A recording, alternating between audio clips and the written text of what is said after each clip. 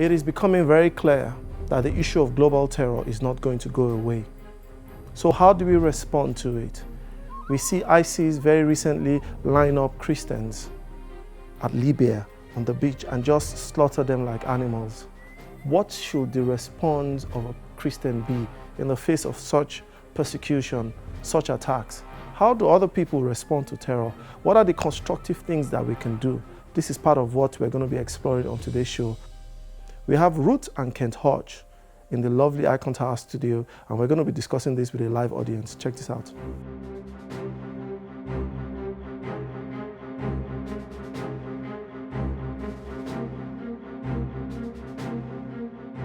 Over the world, there's been everyone talking about global terror, especially because of what happened recently in France. The same challenge in Belgium and in Nigeria and in the Middle East. Today we're going to be talking about our response to radical Islam. There are questions we would love to ask. There are major things that we need to discuss concerning our response to this pertinent and burning issue. Welcome to RIOT, welcome to Radical Importation of Truth.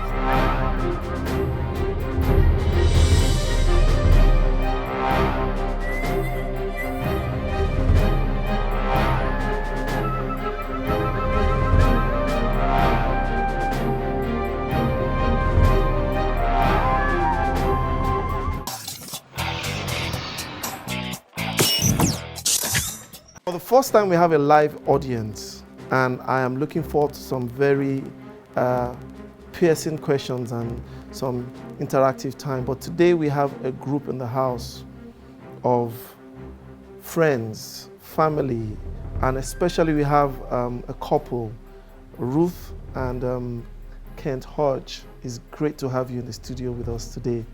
Can we please welcome our dear guests? Thank you. Glad to be here.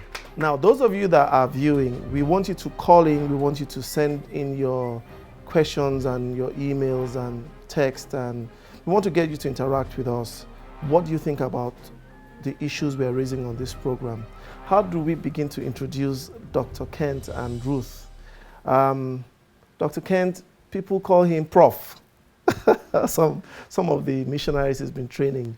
He's a teacher of the word, he's a missionary, he's a craftsman, and he's been in Nigeria for many years. I'm going to allow him give us a bit of an introduction for those of our viewers who don't know you.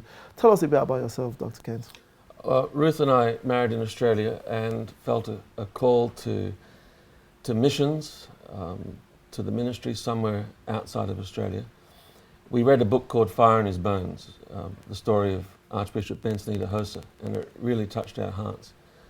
And we prayed and we really wanted to be with him at least for a short while.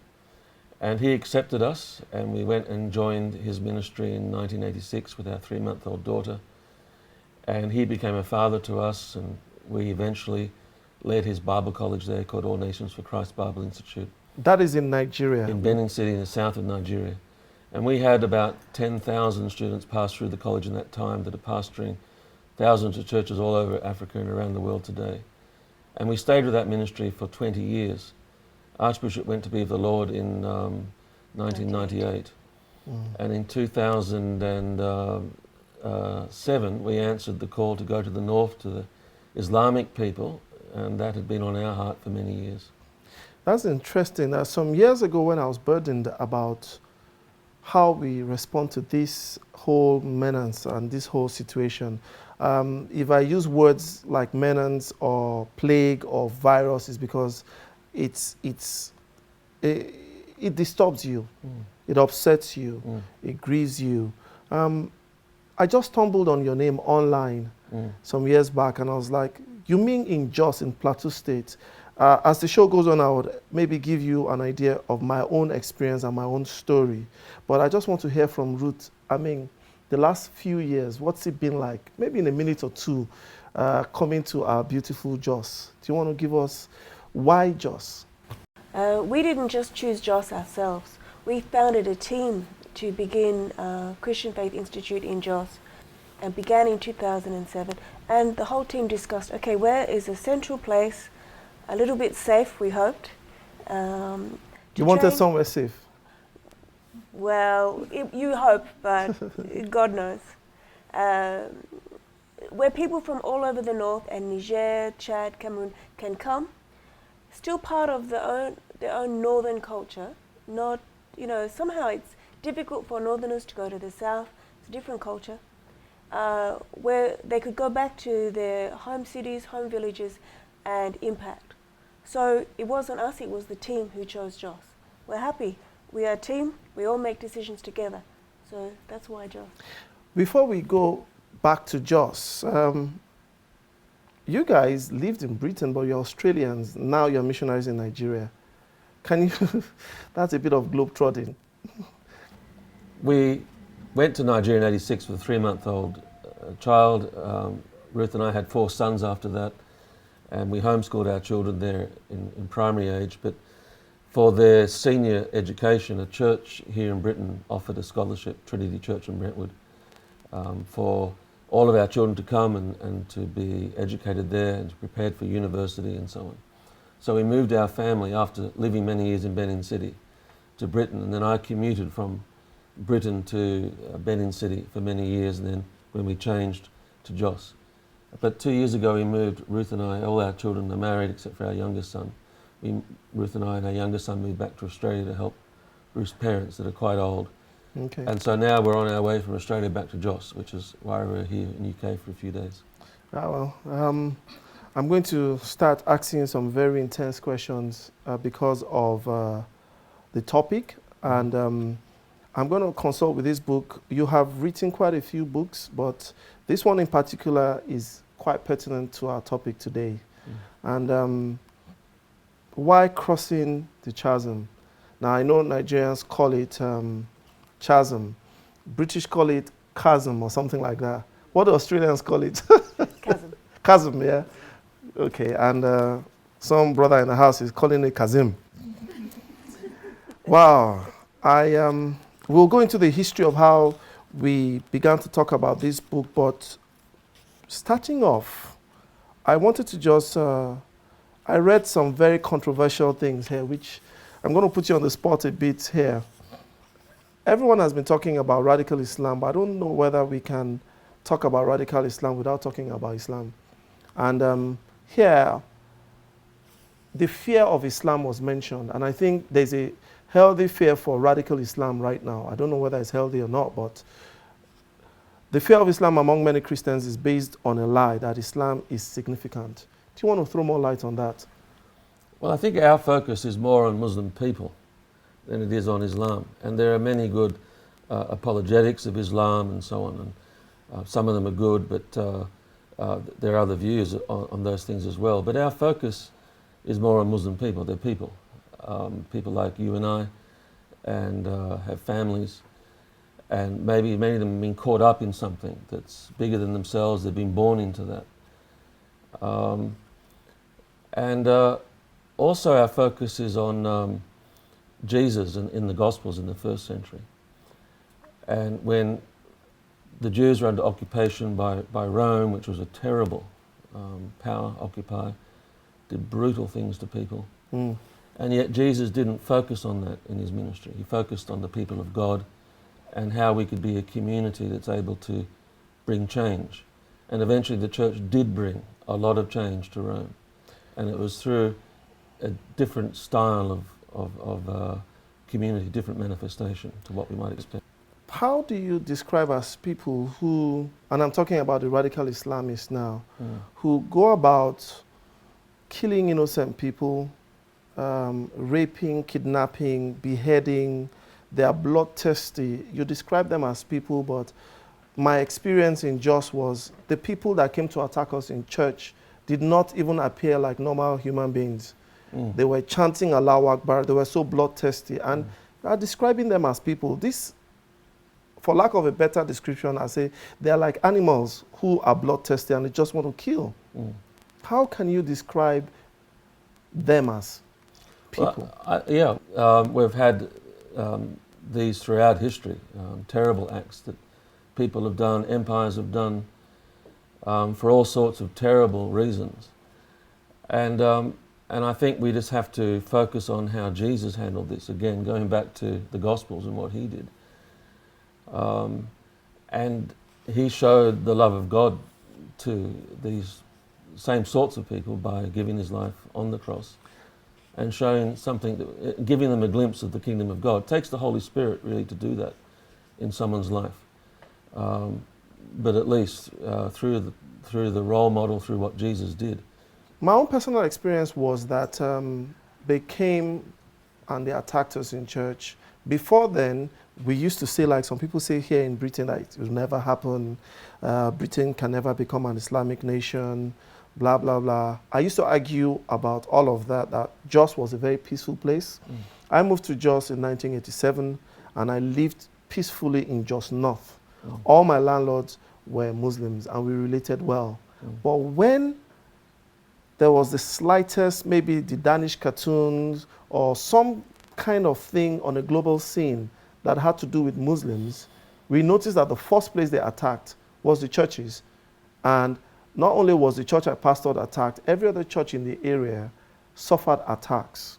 And from then, the bloodshed, the scale of the bloodshed increased.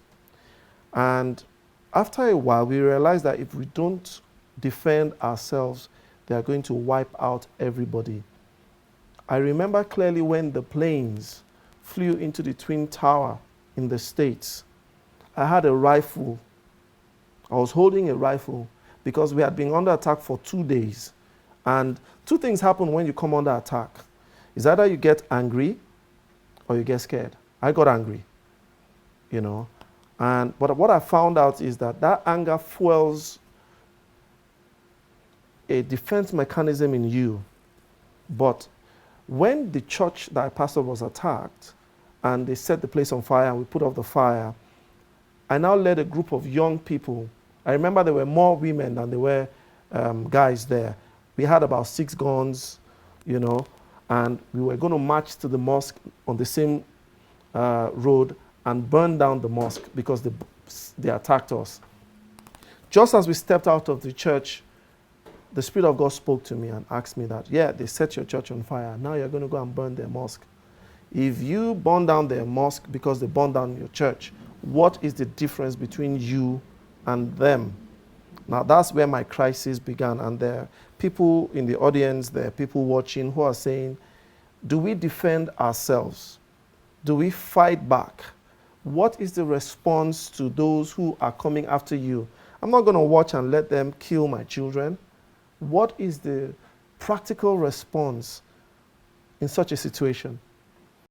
Well, I would think, first of all, there has to be a preemptive action before we get to that stage. For example, we're building now or we've already built an apartment block on our permanent site outside of Jos, and it's right between the indigenous Borom people, I think they're called, and that are in some ways Christian, and then on the other side we have the House of Fulani people. And we've had terrible attacks going on in the community. Thousands of people have been killed over the last recent years. But what we did is, when we built our apartment there, is we reached out to the Islamic community, made relationships with them, that's what crossing the chasm is about. So you're doing preemptive actions into the community to make those relationships. Because you see, these people have needs. There's a lot of poverty there. There's no education. The youth have nothing to do, and so there's what somebody called it is preemptive love. I would get to preemptive love. You've not answered my question, so I would rephrase it again. If they come after my family and they attack my home and my land, as a Christian, what should I do? Well, I think the first thing to do is to pray. I think that we really need to rely on the Lord before we do anything, because otherwise we're in the flesh and it's not going to work anyway. We can take all the practical steps that we think are wise and they can backfire on us, because this is what we're talking about is hypothetically, but in real life things don't happen the way we think. Oh yes. And so what we might think is the best practical thing to do might work against us. And we've got to realise that the people coming to attack us are people too. And we know people like that have been saved and now have eternal life. There's someone I met through another mission organization, and I found out you actually work together. And when I told him the story of my attack, or how we suffered attack and we're going to go and attack a mosque, and he's been working, I think, 16 years, Danzigi, Danzagi, Yeah, how many years? Danzigi. Danzigi, Yeah. yeah, about 16 years at least, maybe more. And he said he was from a Muslim background, like some of our viewers are, and like one or two from the audience here are. He said, what if you had gone out with your gun and you shot down some Muslims? And what if I was one of those Muslims? Because now I'm a missionary. Now I work with other people. And he says the solution to violence and to terror is not more violence. And we are going to deal with that. We're going to talk about that tonight. Yeah. If you've been watching and you want to engage with this topic, I know there are people out there that are hurting. There are people out there that are afraid. There are people out there that are concerned. Give us a call. Email us, but we're going to take a break, and on the other side of this, we're going to ask some of these questions and probably hear some inspiring stories. The next video you're going to watch talks about how, as a Christian, you are meant to be the light. You're actually meant to shine your light in the darkness. You're not meant to barrage, which means you're meant to be a good testimony. You're meant to shine the light in darkness. As a Christian, you're not meant to steal, to kill. You're not meant to destroy. You're meant to build. And that is part of what the messaging of this program is about. How do we respond to social ills like radical Islam, like corruption? Check it out.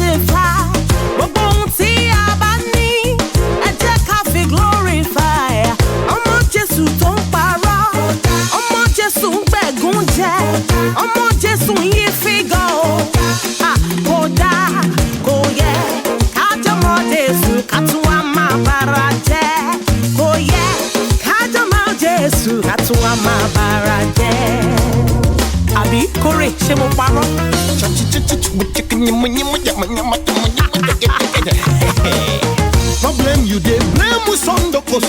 When now your fault gone need this. Problem you dey blame enemies. When now your fault gone need this. You want to dey live in sin, make it grace they spread they go. You want to dey take money, and you know what to die. It can't be like say God no get power. It can't be like say God no get power. It can't be like say God no get power for your life, for my life.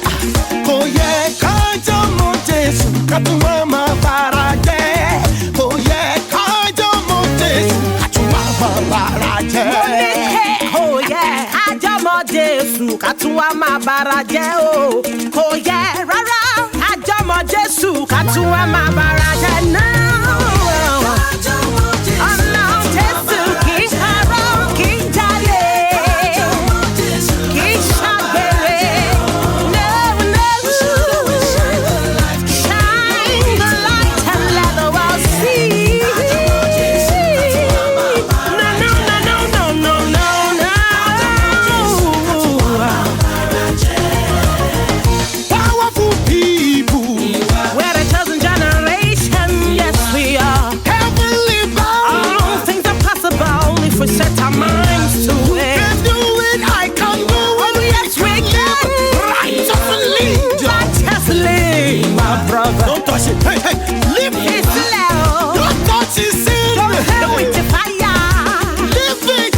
Feel it.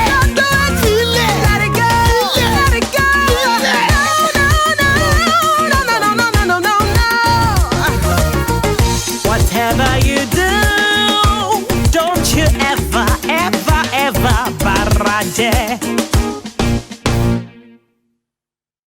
There's something more violent than terror, and that is love.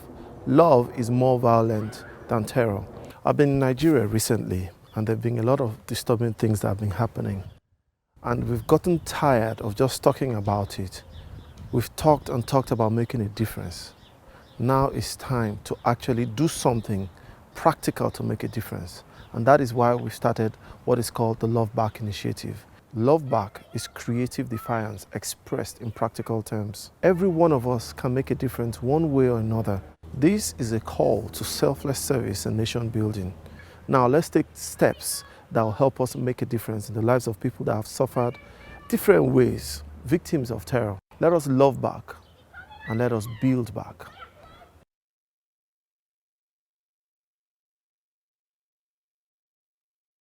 Welcome back from that. Well, let's join Kent and Ruth Hodge again as we continue with this very intense debate about our response to global terror. Welcome back to Radical Importation of Truth. And welcome back. It's good to have the live audience and our viewers. We're going to continue with asking some of these questions. And I want to quickly give you a brief story of why I've been holding this book. You know, Dr. Kent Hodge gave me this book to read because a mutual friend of ours was killed recently, just last year. And now, when I heard about the story, it wasn't a story, I was in the country and I got a call and I just found out that Emmanuel Razak had just been shot dead. Now, Emmanuel Razak is the provost of the school that you guys run, the Bible school and the mission organization. And I was very angry. I was vexed, I was disturbed, because I felt that he was playing a major role. I just felt agitated. So I jumped in the car and drove like a madman to see you in the hotel. They had come, I mean, you can give us a brief overview of what happened that day, but here's my story. I rushed to see them in the hotel to commiserate with them and say, you know what, and grieve with them, but you were telling me about forgiveness. You were like, well, we have to forgive them and we have to, and I didn't even know when I said, do you know, you must be crazy. Something must be wrong for you to be talking about forgiveness when your friend of how many years has just been shot dead. And he shared with me that day about loving your enemy and just understanding the pains people are going through, and that Razak would have loved to reach out to these same people and forgive them. I struggled with that. I really struggled with that. And I said, do you have anything you've written along those lines that talk about loving your enemy, especially the Muslim? Because as far as I was concerned, any Muslim trying to shoot me and my family is my enemy, whether he's militant or non-militant, you know, and I just struggled with it. Can you give us a bit of, first, tell us what happened to you that day, and then explain why you shared that story, or Well, Razak is a Muslim convert, as his name suggests. And we've known him for, I don't know, about 25 years. We worked together very closely, and he was a son.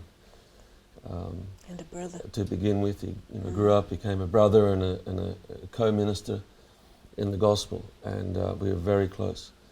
We always did everything together. That day, he picked me up from the airport in Abuja to drive me to Jos, along with a doctor from Australia who had joined us in Abuja, first time in Nigeria for him, another of our staff from Jos. And so the four of us were going together, as we normally do, 8:30 in the morning, outside of Abuja, moving towards Jos.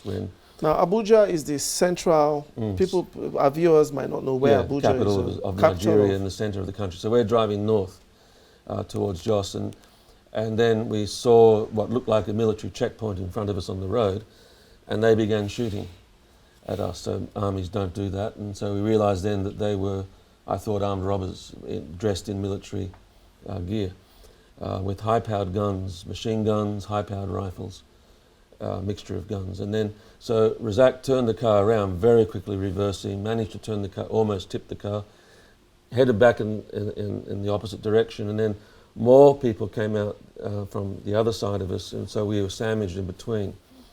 There were quite a number of them, I think about 15 altogether, in front and back, and again had high-powered guns, and they were shooting at the car as we were driving towards them.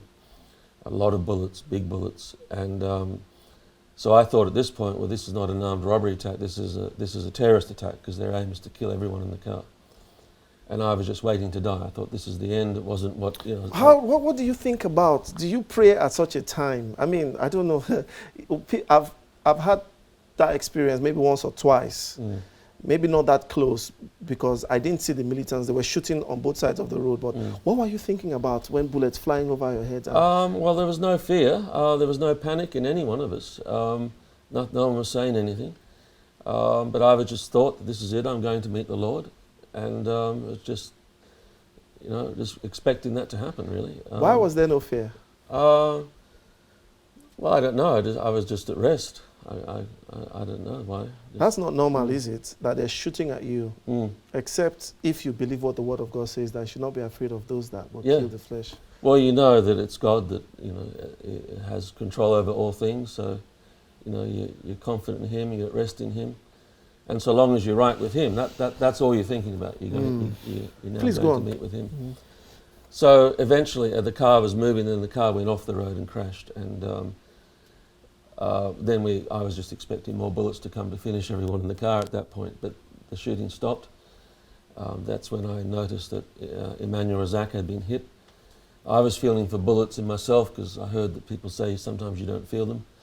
But I didn't have any. I was just a shock. For 3 days I'd look in the mirror to shave and just so surprised to see myself there. Just who was this person? Because I didn't expect to be alive at all. But later on, standing outside, and then a robbery went on for about an hour, and they were threatening to kidnap us and kill us and all that. But eventually they drove us into the bush and they left.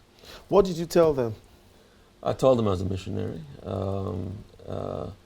They just kept wanting money. I said I don't carry money. And I just helped them look through everything, that's all. And they said, we're going to kill you if you don't give money. And I said, well, I don't have any. So, I mean, I was not afraid of them at all. If anything, I felt for these people, I think.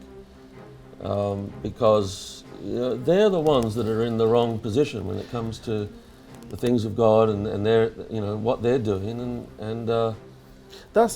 You felt for the people who just shot your colleague and they're about to kill you and you feel for them. What do you feel for them? Well, I think that would have been Razak's response too, because he loved people himself. And that's how he responded. We always talked about forgiveness. What do you think about some of the issues that have been raised on today's program? How do you feel when you see some of these things, like the recent thing with ISIS and other killings in other areas, in the Middle East, in Nigeria, the kidnapping of innocent girls, and what are your thoughts on some of these very disturbing trends and issues? Well, email us, give us a call, send a text. Let's know your thoughts. We're going to continue next week. See you, same channel, same time. God bless.